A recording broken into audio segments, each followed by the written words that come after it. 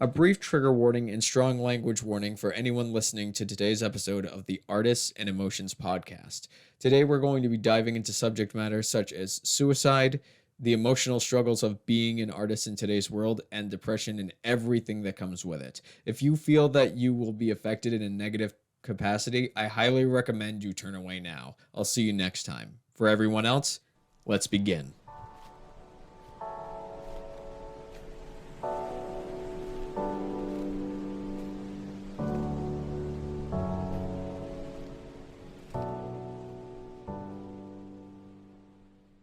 Hello, and welcome to the first episode of the Artists and Emotion podcast.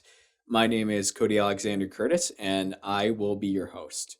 Now, in terms of this podcast, to be honest, I don't know when the second episode will be up because my goal with this podcast is a couple of things. I want to take a deeper dive into not just the world of actors and filmmakers and all of that kind of stuff, because that is the realm that I'm familiar with. But I also want to take a deep dive into people who are traditional artists, as in painting, or people who write books, or, just so many other things that would be considered art. And the reason why I created this particular podcast is because I want to dive deeper into a subject that is not really talked about all that much, or something that is considered taboo, and that is people's mental health, people's self-care, people's what they do when they feel just awful and atrocious, and what it's like to be an actor, to be an artist, to be a filmmaker, to be all of these things, X, Y, and Z, and how that can also take just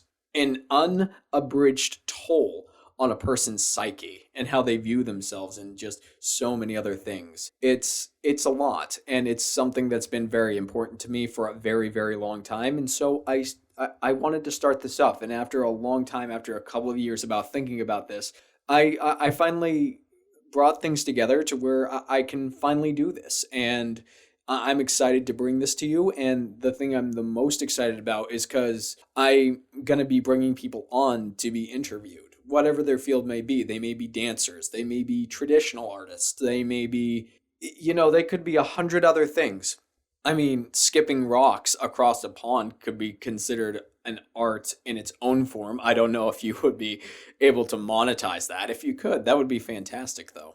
But that's essentially what this podcast is going to be all about. And what I want to sort of talk with you about today on this specific episode, I want to take the time to sort of talk to you about my mental health journey as sort of an introduction to this. Because if I'm going to be honest, my mental health in terms of me taking care of myself and doing what I need to be happy and healthy, and it's been a roller coaster. It has been an absolute monstrosity of a roller coaster. And of course, there are some details that I'm not going to tell because those details are very, very personal to me, and they involve people in my life and people that I've been involved with and all those things. And I just want to keep and respect those people's privacy. Now, for those of you who are first-time listeners to this podcast, first of all, you're listening to the first episode of a new podcast. I mean, that in and of itself is crazy, and I appreciate it so, so much. It's amazing. So first of all, thank you.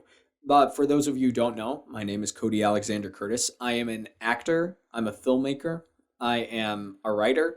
I'm a director, a producer in some cases. But those things you should know, for the most part, I've been doing them for free for a very, very, very long time. I would consider myself freelance, but to be considered freelance, most of the time you do have to be paid for your work. And for the most part, I've just been doing it because I love it. I absolutely love it. I've been in the arts since I was 5 when I did little chorus things, and my brother and I were in like a Jack and the Beanstalk type musical that was put on by our elementary school at the time. And then I officially got into theater when I entered high school at the age of 15. I wasn't officially part of theater, like a part of the theater group that was at my high school, which at the time was the old Moores High School, the one that's 100 years old that officially has been shut down. Rest in peace to that school, because that school and the Montgomery Theater, I would put a lot of emphasis into that place, into the people inside of that, into my beloved theater director, Kevin O'Leary, for forming me into the person I am today. Like, that space is just amazing. And if there's anybody in high school, if you're a little bit nervous, I do highly recommend you stepping into theater. Even if you don't want to make theater or acting or the arts part of your career, the one thing that theater can do, and not a lot of people talk about this, is theater and the arts, it not only brings out a sense of community and a sense of positivity and a sense of just an overall sense of confidence. It allows you to meet and make friends and build yourself and ultimately discover the person that you do want to become. I mean, I found that if you're surrounded by people who are unsupportive, a good portion of the time, if you enter into a theater company, I'm not going to say that there are not still unsupportive people there. There definitely are. But for the most part, my experience was that everybody was super, super loving, super, super supportive, and we all just got along with each other. It was a truly amazing experience. But back on track to what we were talking about before. So I did theater pretty much all throughout high school. Didn't officially start getting into plays until, if we want to count my English class with Kevin O'Leary, we did Romeo and Juliet then. And then officially I auditioned after being begged by Mr. O'Leary for so long. Just over and over again throughout the entirety of my freshman year and the majority of my sophomore year of high school. He was always like, are you going to do it? Are you going to do it? Are you going to do it? And I finally caved. I was like, all right, you know what? I got nothing to lose. I'm feeling pretty miserable right now, and we'll circle back around to that in a second. But I auditioned for The Scottish Tragedy, or also known as Macbeth. And the thing is, I've never turned back. I've always been involved with the arts, but I've never really discovered up until that point why I was in the arts in the first place. And the reason why I got into the arts and why I'm still in the arts is because beyond and above the community aspect and the loving aspect and the challenging aspect of the arts, it is something where I felt I could do the greatest good for humanity by telling stories. I'm in the arts now, no matter how struggling it may be, because I love telling stories and I want to give back. And I love so many of the stories that are being told in today's day and age. But after that, I've done theater ever since. And then it was about the end of 2018.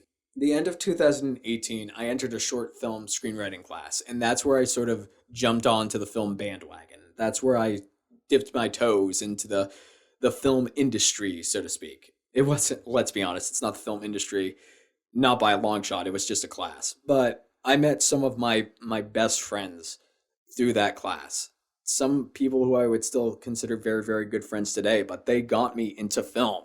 I'd watched film. I loved film for such a long time, but I didn't realize the aspect of film that would become a transformative part of how I train and how I am an actor. And that is, it's just so personal and it's so brutally honest. There's a reason why it takes a long time to get proficient and good, if not great. It takes years. I think I'm good, but I still have a long ways to go. I've got a lot of training to do. I've got a lot more experience that I need to take care of and to experience. It takes a long time because film, in my opinion, I love theater, but film is so brutally honest, but that to do it justice, it's very difficult. It's an excruciatingly hard, long, arduous process. And I've been on that journey ever since. If I get the opportunity to go back and do theater, I will go back and do theater. It's something I've loved for such a long time. And to be perfectly honest, I love film more just because of the rawness, the realness. And before we continue, I just want to apologize about all of the popping sounds. I realize I do need to get a pop filter for this particular microphone that I'm currently using, but I don't have one on me at the moment, so please bear with me.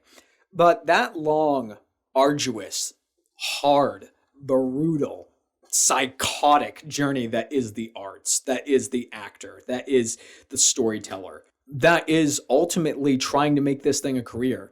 It is for anyone who wants to become a part of the arts and wants to become successful at it. I never understood for the longest time why so many creators, whether it's YouTube or whether it's the traditional path, which I'm on, of filmmaking and acting and that, or if it's just painting murals. I never really understood why so many of these people were like, just do not get into it because it's going to be too much. But I think I have a better understanding of it now, because to truly go into the arts and want to make this career is the most insane thing you can possibly ever do. I mean, other than, becoming a part of NASA, becoming a scientist and flying into space. It is one of the hardest, one of the most insane. Seriously, it's only insane people try to go into the arts. Let's be honest. It's an intense, arduous, sometimes just truly impossible task that those of us who love it, we stay on it anyways.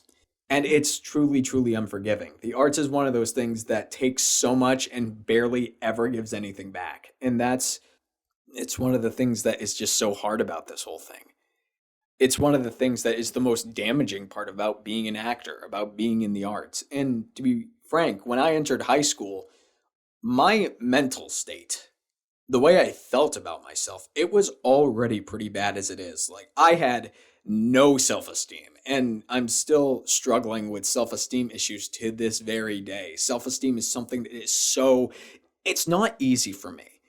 And there's a reason for that. I might dive into this a little bit more if I have a guest on, or if I'm feeling pretty good about myself on a certain day. But because of certain events that happened in my life, because of a lot of things, because of high school being the way high school is, I felt absolutely awful. I was very deconstructive about myself, about my talents, about the way I looked, about the way I talked, about the fact that I was single, about the fact that so many things. It's a lot of stuff to sort of break down. And an additional thing to go on with that, when it comes to this podcast, the arts is just the purest way of reflecting life, in my personal opinion. When it's done well, it's beautiful. When it's done badly, it's awful. But at the end of the day, it is something that reflects life at its highest peak and its lowest of lows.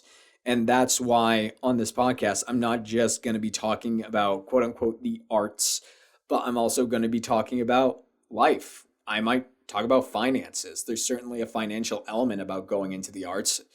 I'll be talking about how people take care of themselves. I'll be talking about the darkest parts of people that they've experienced by being in this field, or just in general, is what I'm going to be diving into. And I guess the only appropriate thing is to dive with me.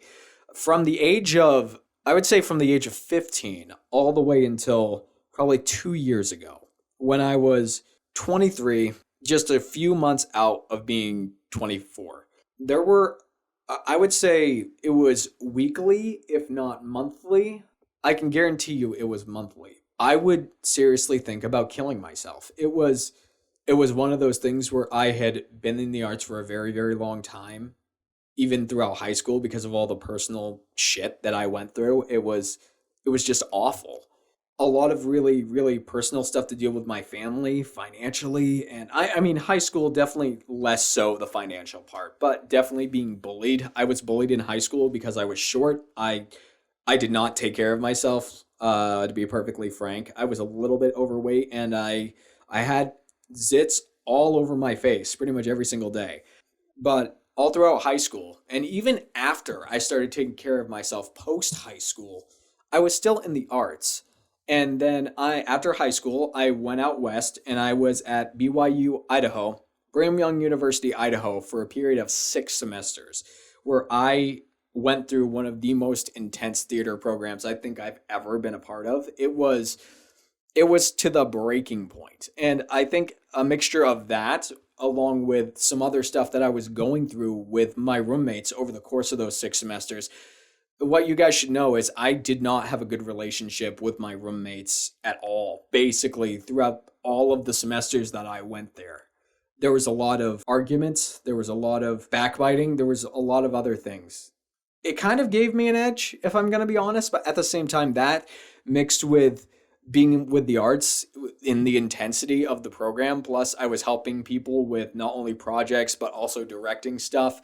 And then I just found myself alone most of the time. I was truly in the most miserable spot I think I could have ever been. And one thing that I haven't really shared with anybody, it was when I was out there my last semester, I attempted suicide. Like, I literally stayed outside in the freezing cold with as little clothing as possible. I mean, I wasn't completely naked. I think I had a t-shirt and shorts on. I think that was about it. And I was just seeing if I could freeze to death because I was so miserable and nothing seemed to be doing anything to help it. I mean, I even one thing you guys should probably know is I grew up in a religious family, and I love my mom and dad, and I love all the things. They've always been very, very supportive of the arts and very supportive of everything. And even they, in this situation, thought it was a bit messed up is the fact that, which thank goodness, shout out to my parents, Sally and Burton Curtis. They are two of literally the most wonderful people I have ever had the pleasure of meeting, and I probably will ever meet. I really hope that I get to be like them one day.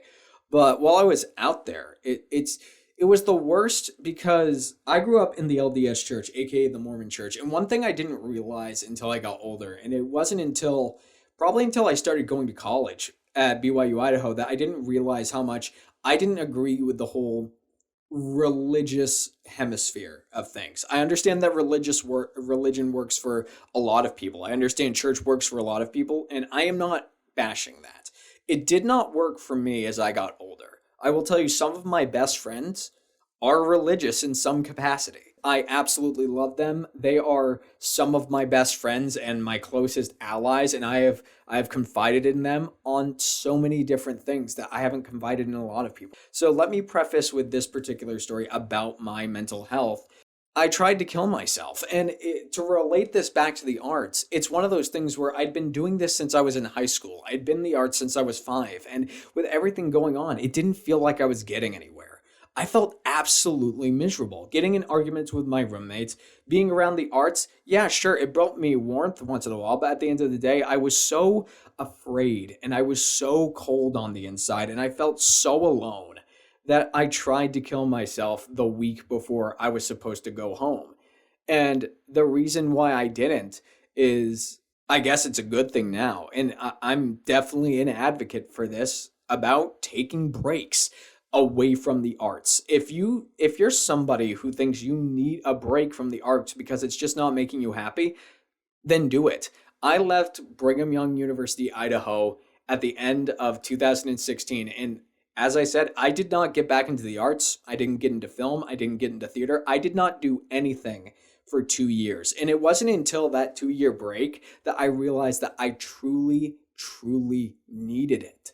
While I was miserable during the course of being at the tail end of my courses at Brigham Young University, Idaho, I was more miserable when I wasn't in the arts. And I realized that maybe the problem wasn't me. Like, maybe the problem, it's just not only the people I was dealing with, but the system. And one thing I just need to share once again is the religious aspect of things. For me, religion doesn't work being part of a community like that. I experienced the worst of it when I was off at Brigham Young University, Idaho.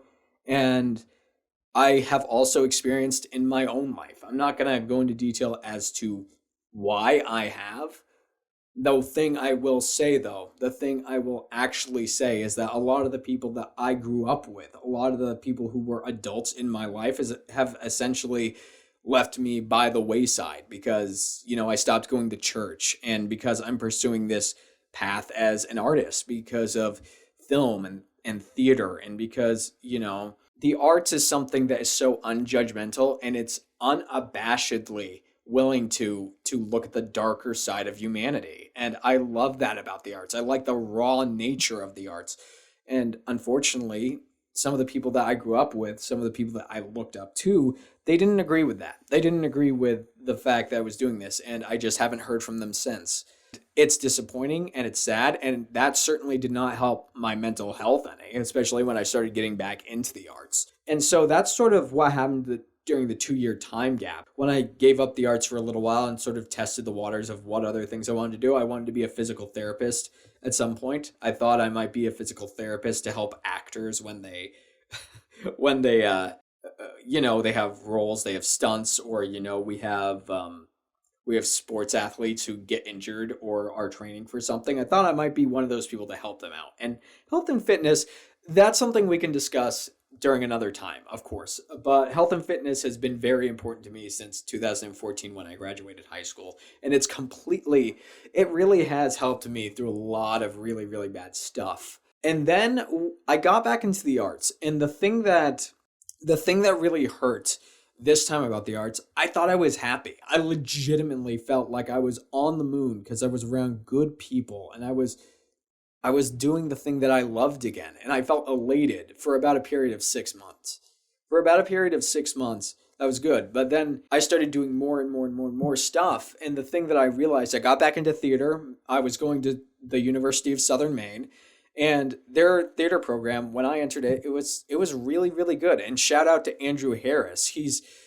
I think him and Kevin O'Leary and the instructors I had at Brigham Young University, Idaho, I thank all of them for what they were able to teach me, what they instilled in me. It's one of the reasons why I think I'm as driven as I am, even to my own detriment. They're phenomenal. But the one thing I realized when I was going to the University of Southern Maine is that branch of community that I felt when I was in Andrew Harris's class, I didn't necessarily feel during the entire rest of my time there. Their theater program, when I entered it, I was really excited about. But I found more companionship and more of a family sense when I entered into the media studies or the film program at the University of Southern Maine. And I'm not exactly sure what it is. I'm not exactly sure what it was. There was something that happened that was pretty negative. Let's just put it that way. That I'm not going to probably ever share on this podcast because of I don't know how to share exactly what happened to me. I don't know how to process. I'm still processing this thing that happened to me. It's been over, we're coming up on like a year and a half now since this thing happened to me, and I'm still not 100% over it. And over the course of everything that's happened, I have a very, very, very, very, very hard time trusting people now. And by now, I mean within the past 2 months. And I'll dive a little bit deeper into that later on.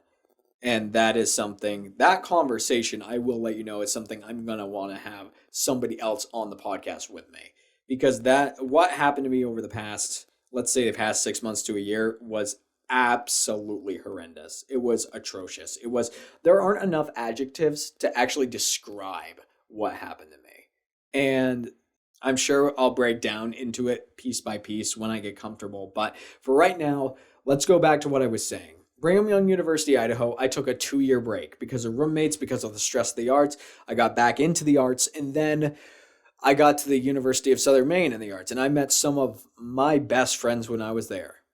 Honestly, if it wasn't for the University of Southern Maine, I probably wouldn't have been comfortable making my first feature film, Suffocation. If it wasn't for the connections, for the people I met, for all the strong arts community that is there, I probably wouldn't have done half the things that I've done over the past, 3 to 4 years. But there's also the struggle with the fact that I decided not too long ago that I wanted to take my career seriously. I mean, for the past 4 years, I've been doing unpaid work, and that is not me complaining. I have made so many relationships and so many networking connections with people just by working on projects that I did for free, and I am so glad to have those people in my corner. One person or a couple of people I'll shout out right now is Bodie Ouellette, who was my director of photography for Suffocation, and Angie Dubois, who is a director of photography I have worked with and who has been a very close personal friend of mine, basically ever since I started going to USM. And those two people are so talented and so brilliant and so great at what they do. I want to carry them with me for the rest of my life into my working career. And I realize I'm detracting a lot on here, but it wasn't, through all the projects and through everything I've done, my lack of self-esteem, my absolute trashy self-esteem through all the good times, it was still there. Me thinking about suicide and me attempting, at least on a yearly basis. It wasn't until I decided one day to go see a counselor. I had a bad experience I have had terrible, terrible experiences with therapy basically my entire life. Up until going to the University of Southern Maine, my experience with therapy was absolutely abysmal. It was absolutely atrocious. I mean, it was kind of like going in front of a street in the olden days and saying, "Hey, everybody, I think witches are people too," and just having people throw a bunch of stones at you. I mean, extreme example, but that's kind of what it was like. And at Brigham Young University, Idaho, I walked into a counselor's office and I got some of the worst advice I have ever received. I was miserable. I had no idea what to do. I was in the darkest place in my life at that point. And he said, "Well, maybe you should just read your scriptures more. Maybe you need to rely on Christ more." And I'm just thinking to myself, I've never really called nonsense on anything, but I am miserable. I am fucking miserable. And I just don't know what to do with my life. I'm thinking about killing myself. In fact, before I leave, I probably am going to kill myself. And this advice is just not what I need right now. But then I got to the University of Southern Maine, and I met with a counselor. Gosh, I wish I could remember his name. But I had one meeting with him, because at the time that I was going to the University of Southern Maine, I was working at a hardware store. And that hardware store made me absolutely miserable. And my mental health tanked. Saying it tanked is probably a bit of an understatement. It was absolutely trash. And no matter what I did, whether it was skincare, I love my skincare, whether it was exercise or eating healthy, nothing was helping. And I had no idea why. And I was in the arts. I was in 2 different plays. I was in Recycled Shakespeare Company's interpretation of William Shakespeare's The Tempest. And then I was also doing Of Mice and Men inside of the University of Southern Maine. And for those of you who want to know, I played Ferdinand in Tempest, and I played Curly in Of Mice and Men. And then I was doing those 2 plays, and then I was working a job where basically 90% of it is pushing credit cards on people, and then people getting to insult you the entire time and make you feel absolutely miserable for no reason whatsoever, and you can't do anything about it. And that's something that I will talk about on a later date, because that definitely can be a topic all on its own for its own podcast. But I walked into this therapist's office and I said, I just don't know what to do. And I told him about that, and he was concerned. And then I told him sort of everything that I was going through. And he said, because I was pondering, I was actually thinking about quitting my job, which provided me some kind of a stable income. And I was thinking about just leaving and kind of leaving things up to chance, maybe taking a break from working and doing stuff that I love, focusing completely on the arts. And that's what happened. I walked in, and his first question to me after we got done, he said, "I'm so sorry." But then he said something that changed my life. And it's something that I kept with me to this very day. He said, "If you stay at the place you're in right now, do you think something bad is going to happen to you? Do you think you're going to hurt yourself? Do you think someone else is going to hurt you? Do you think it's going to make you happy?" And when he said that, it really, really did hit me. During that whole time, I was never taking my own personal happiness into account. Through doing all of the arts, through doing this menial job, doing all of this stuff, I was always putting other people first, and I was never truly taking care of myself. And it was that very same day that I handed in my 2-week notice to the job I was working. And the funny thing is, it wasn't even a 2-week notice. I just walked into the office and said, "I can't do this anymore. I'm absolutely miserable. I've got so much going on my plate, and something bad is going to happen if I stick around here."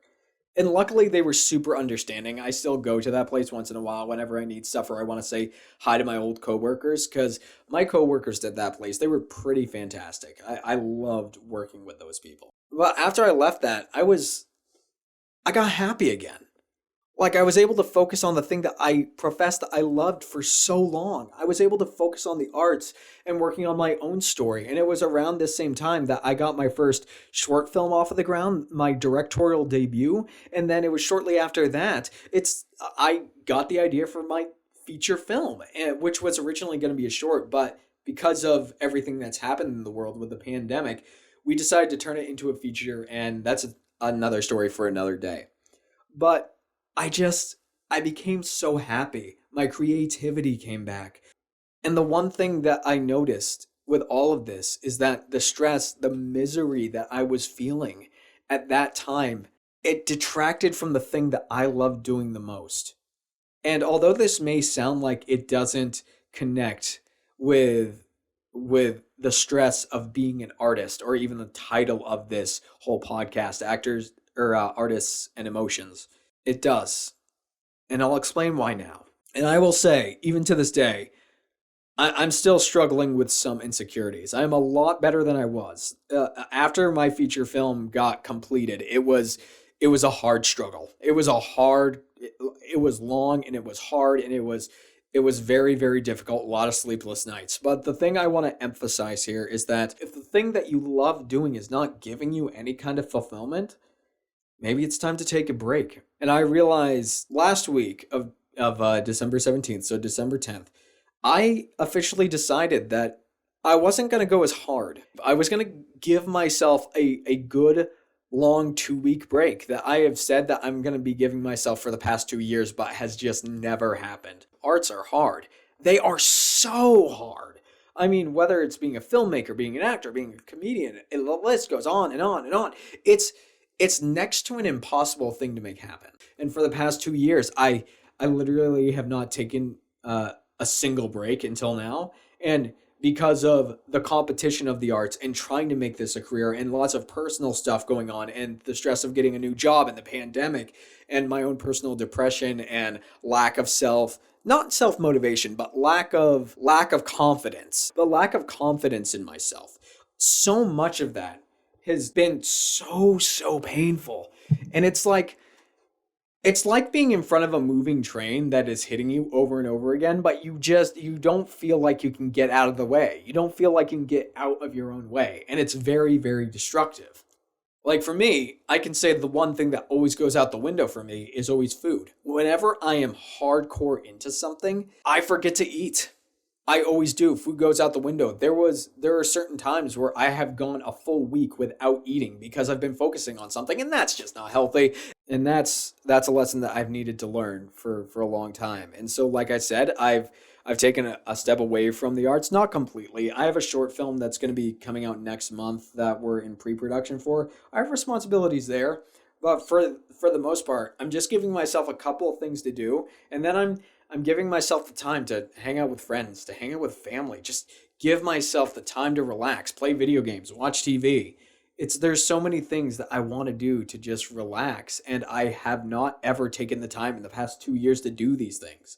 I've always worked so hard and gone to bed, and like I said, to my detriment. And it's not just been a food thing. It's also been a dehydration thing. It's also been a lack of sleep thing. And so for this episode of the podcast, the one thing I want to imbue with you when it comes to learning about me is that my entire life, this definitely comes with the self-esteem thing and with me not taking proper care of myself. Because if I really felt confident, if I felt as good as I possibly could, I would be doing everything that I need to take care of myself on a daily basis. And I just haven't. And I'm hoping that this 2 weeks that I'm taking away from sort of everything is my reset button. It's my reset button to go fully, because I can say, even just from taking one day during the week where I didn't do anything, one day where I didn't do my like only 3 to 5 things during the day to sort of lighten my load. I didn't do anything on one of these days, and I instantly, the following morning, I was just ready to go and to do stuff again. And so I think that's going to be sort of my plan through the whole 2 weeks. Not to basically do nothing during this whole entire process, but to lighten my load as much as I can, so that when the new year rolls around, I'm ready to go all in as much as I can. But with smarter ideas of how to go about things. It's one of those things where mental health is just so important, and self-care is so important. And now I want to transition to talking about the actual career or building of a career. One of the things, it's definitely different in other cultures, but I live in the United States of America. I live in Maine. And the one thing that the United States preaches, and it's not anything new, but it's something that definitely needs to change, It's the idea that if you want to achieve anything great, if you want to achieve your dreams, if you want to change or do something great for the world, you need to work yourself until you are literally inside of the hospital. You need to grind, you need to hustle. Hustle culture, I used to be all in for a couple of years ago. Now, it's one of my least favorite things, but it is so ingrained in me that it is so hard for me to break at this point. But the thing about hustle culture is it's toxic. And the reason why it's toxic is that it preaches that if you're not hustling 24/7, if you're not working every single day, if you're not getting minimal sleep, if you're not all the things that I told you about when it came to my mental health, about not taking any time off, about barely eating, about barely sleeping, all of that was because of my very, very foolish, very, very ingrained mindset about hustle culture. Because I felt if I wasn't busting my ass day in and day out, I wasn't going to get anywhere. When the fact of the matter is that working smarter and not harder and not grinding 24/7, that is a smarter way of doing things, and it'll actually keep you going for the long run. And social media, once again another topic for another day, but social media is one of those things where I'm ingrained into that, and unfortunately, because of the career I want to go into, I've got to be a part of that system. I really don't want to be. There was a period of time where I did cut out social media for a long time in my life, and it was some of the happiest times I've ever had. But the thing is, and I'm not dogging social media as a whole. There are great uses for social media, of course. I mean, connections. We've never been more connected to the rest of the world, but at the same time, we've never been more isolated from the rest of the world. And it's really, really disappointing.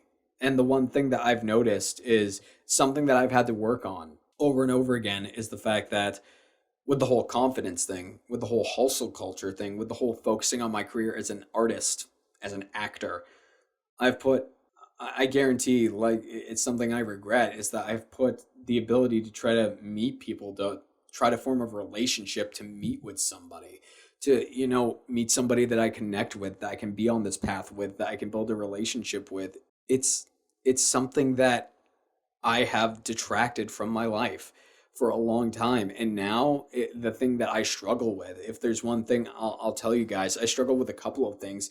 My confidence is definitely better than it was. It's a lot better than it has been in the past. But when it comes to relationships, I have been single my entire life. And the thing that I realize that I'm building towards a future, and I'm building a future with friends, and I've got so much going on in my life that I'm so happy about.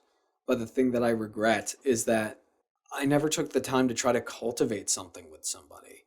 I never took the time to try to, go out and meet people, to meet new people, to, find a girl that is as interested in me as I am in her, and find out that we have a lot in common, find that we have a couple of things that are very different from each other, and then, go on a couple dates and form a relationship. That is something that has without a doubt suffered because of my pursuit of the arts. Now, whether that's a good thing or a bad thing, I'll let you decide. I think that's a question for the philosophers. It is something it is something that I personally regret. And it is something that I am still kind of regretting. And it is something that I've got to battle on a regular basis, especially since a good portion of the people that are around me, they're either married or getting married. One of the people I went to high school with that I was doing the theater program with, I found out the other day that he's getting married, which is phenomenal. I'm so, so happy for him. But at the same time, it's that, along with the fact that a good majority of my friends are in relationships or are seeing people. And me, I'm still working on my career. I'm still building stuff. And like I said, I'm not complaining about that. I'm so happy about how hard I work, and I'm so happy about everything that I do. So here's the deal. It's like that's one thing that I've got. And then another thing for me is that I've been working at this for a very, very long time, and I just feel so stressed and overwhelmed, and I feel miserable a good portion of the time, and I'm trying to combat those thoughts on a regular basis. And it's the biggest reason why I started this podcast, because I'm talking to you guys on today's episode about me personally and kind of what I'm going through, so you can sort of see into my mind, into the mind of somebody who's an artist from like the film, acting, theater spectrum. I can tell you at this very moment, I am very happy, but at the same time, I'm also very, very depressed. Like, I got a lot of stuff going on in my life that I'm not going to share right now, but is causing me a lot of grief. And I'm doing what I can. I'm exercising. I'm eating as healthy as I can. I am doing everything in place. And this is just a little shout out. I'm not endorsed by anything, but it's something that a friend of mine who actually will be on the podcast later on, her name is Bella Robinson. She actually turned me on to CBD oil. And CBD oil, for those of you who are stressed, I don't know all like the benefits that come with CBD oil, and I'm not a nutritionist, I'm not a doctor, so what I'm about to say here is literally just from my own experience.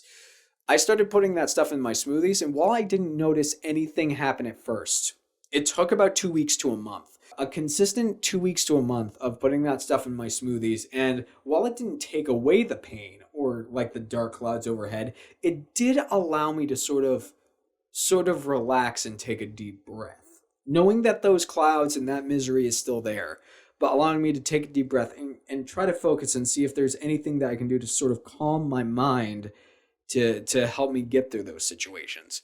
And if there's one thing about being an actor, about being a filmmaker, about anything and everything that comes with the field that I'm in, or what I'm trying to do, for those of you who don't know, for the most part, during my day job, I work as a barista at Starbucks. That's what I do. But it's like being an actor, being a filmmaker, a lot of good stuff has happened and a lot of opportunities have opened up in the past couple of months. But even still with that, one thing I would highly recommend for all of those people who sort of want a deeper dive of how dark depression can get and a really big analysis of what it's like, I highly recommend the show Bojack Horseman, because I watched that show and it, for me, someone who has struggled with depression and thoughts of suicide and all that stuff basically throughout his entire life, Bojack Horseman is the one show I would recommend anybody, even if you're somebody who's relatively happy.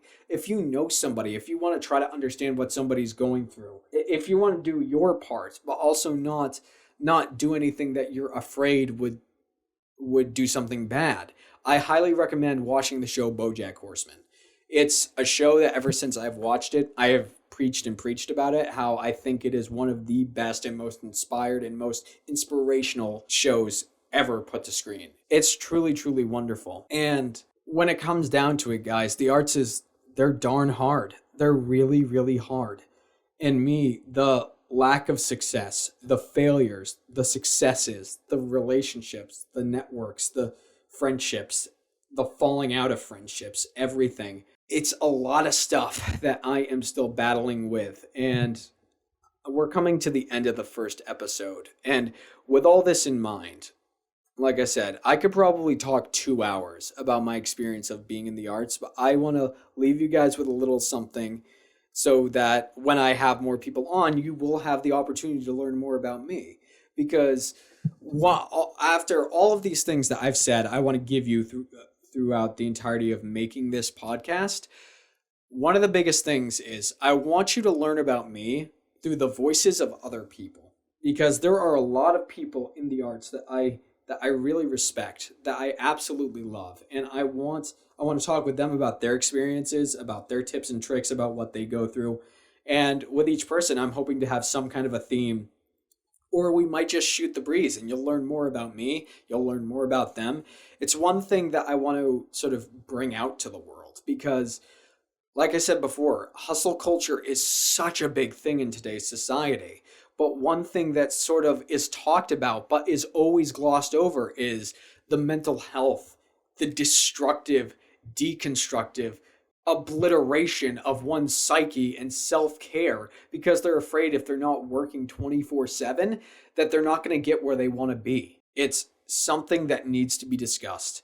And so, like I've told you, coming from the inside of an actor's mind, a filmmaker's mind, someone who loves his parents, someone who tries to live a life, someone who has very severe depression, someone who has had very severe depression-esque acts, someone whose mindset is still working and who I am still trying to control and get a grasp of, so I don't completely lose it, and somebody who is working towards a career that I hope to happen. It's one of those things where I really am trying everything that I can do, and this podcast I hope is just, I want it to be eye-opening. I want it to be, so if any of you out there who are, let's say, not in the arts, but you may have somebody who is going into the arts or is in high school or has been pursuing this for a long time, and you know that they need someone to talk to.